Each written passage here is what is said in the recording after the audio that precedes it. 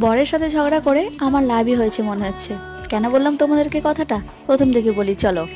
আজকে সকালে ঘুম থেকে উঠে শানুর সঙ্গে আমার প্রচুর পরিমাণে ঝগড়াটা একটা অন্য কারণে, ওরই দোষ ছিল, বাট ও সেটা মানতে চাইছিল না।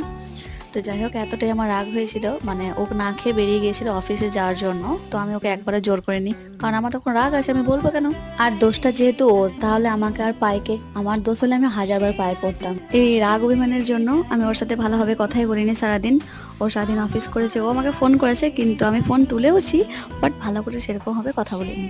তো বাড়ি ফেরার সময় ও আমার জন্য কটা বেশ টুকটাক গিফট নিয়ে আসে। প্রথমে আনে দুটো কিটক্যাট চকলেট, আর দুটো রুমে সাজানোর জন্য লাইট আনে, আর লাস্টে আমাকে এই গিফটটা দেয়। তো আমি এটা দেখে ভালো সারপ্রাইজড হয়েছি, কারণ এটা আমার ভিডিওর জন্য লাগে। আমি অনেকদিন আগে ওকে বলেছিলাম, বাট আমার সেরকম ইন্টারেস্ট ছিল না বলে আমি আর জোর করিনি। ব্যাস, গিফটে আমার রাগ গলে জল। কি বলো, রাগ করে লাভই হয়েছে, তাই না?